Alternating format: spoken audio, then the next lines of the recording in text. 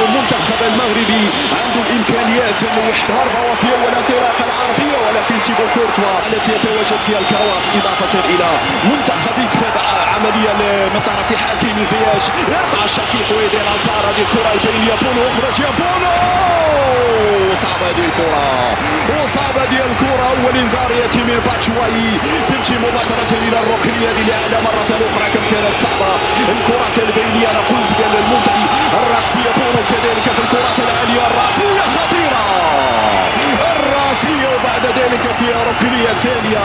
البحث دائما على باتشواي في القائم الاول، لكن هنا بالراس تاتي كذلك الهدوء والتركيز وعدم ارتكاب الاخطاء الراسيه. عندك الكره الان يا اولى سيرفع داخل منطقه الجزاء، يعني المنافس دي بروين يحاول المرور وفيها صافره. هذه الاخطاء اللي تكون خطيره جدا على مرمى ياسين بونو على مشارف في منطقه الجزاء. لهذا في اول اختبار لغانم سادس القائد يوقف الى في الانتظار ان الكره ترفع في نهايه المطاف. هذه الكره ازار يحضر التسديده مع ازار، مرفوعه ديال الكره محمدي، حذاري المحمدي. الكره من اورانا بالراس ولكن على المرمى ويحاول يمر واحد ضد واحد. يا سلام يا زياش، ولكن كره في الجهه اليمنى. ماذا تفعل يا حكيمي؟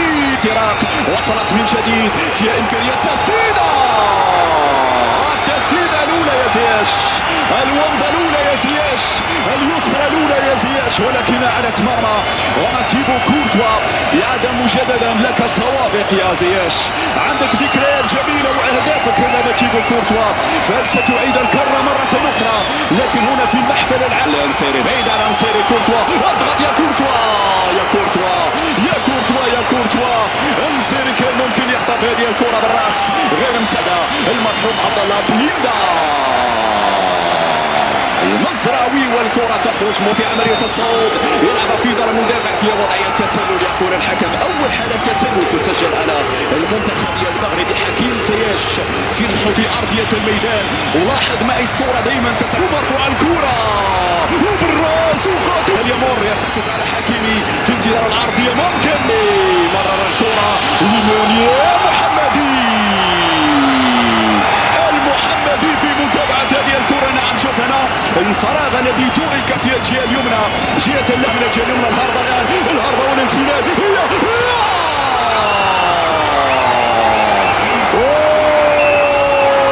يا حكيمي، يا حكيمي، يا حكيمي، كنت انتظر بانك ستمرر يا حكيمي. هنا الاستلام في ضدر من دي بروين. يا دي بروين عمانه خطير هذا اللاعب. ترفع الكره عندك المحديك يا زياش، الشباك تناديك يا زياش.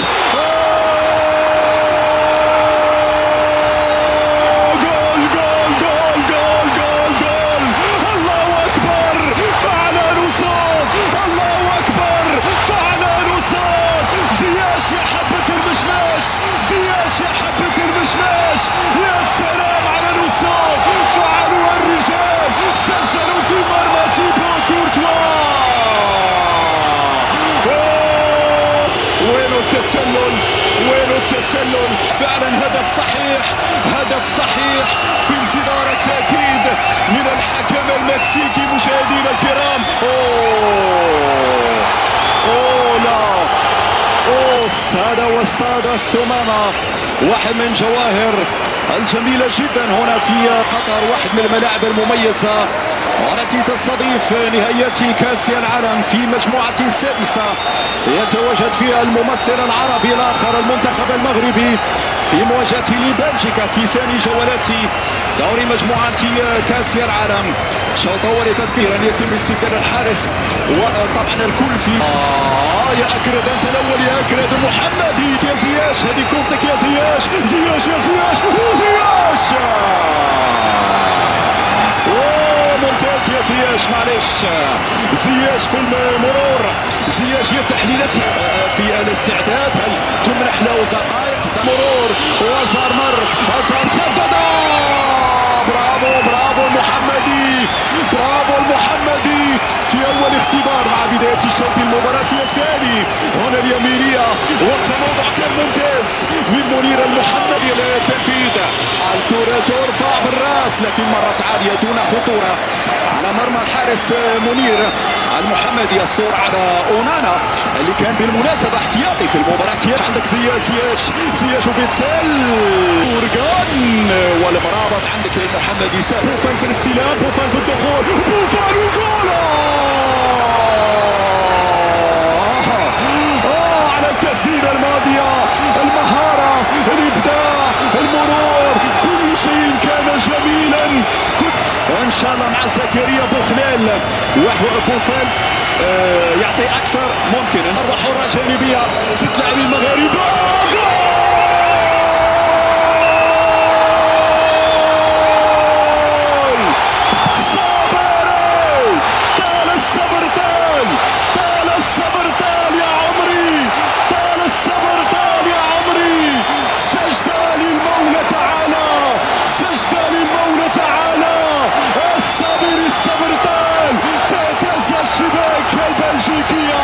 يتكسر جبال البلجيكيين.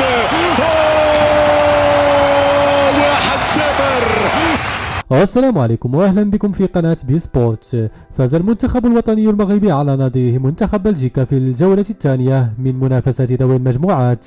وخاض المنتخب الوطني المغربي الشوط الأول من المباراة بكثير من الحيطة والحذر أمام فريق يملكون اللاعبين عندهم القدرة أنهم يغيروا النتيجة في أي لحظة.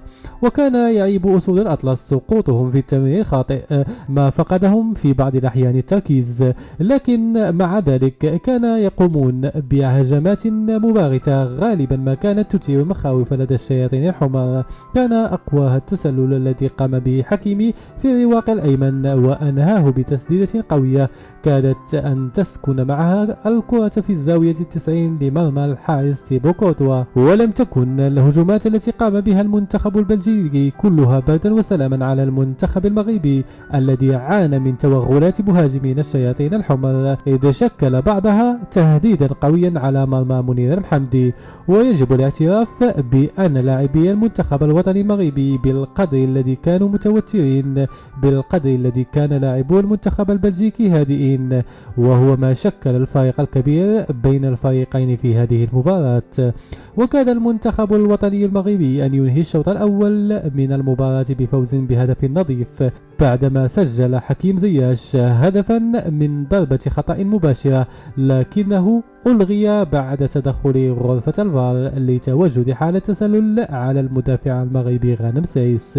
وخلال الشوط الثاني بانت السيطرة للمنتخب الوطني المغربي الذي كان الأفضل والأقوى، لذلك وجد المنتخب البلجيكي صعوبة كبيرة في بلوغ مرمى الحارس المحمدي، فيما قام أسود الأطلس بالعديد من التهديدات كان أقواها في الدقيقة 73 عبر ضربة خطأ مباشرة فدها عبد الحميد صابري. ورغم التقدم في النتيجة لم يتراجع المنتخب الوطني المغربي إلى الدفاع، وفي نفس الوقت ظل يترصد كل سعي لبلوغ مرمى المنتخب البلجيكي مرة أخرى، وقد تمكن من ذلك بالفعل في الدقيقة 90 عبر البديل زكريا بوخليل الذي أطلق رصاصة الرحمة على الشياطين الحمر. وهنا يجب الاعتراف أن كل لاعبي الفريق الوطني قدموا مباراة كبيرة واستماتوا بقيادة حكيم زياش الذي كان أفضل لاعب في هذه المباراة.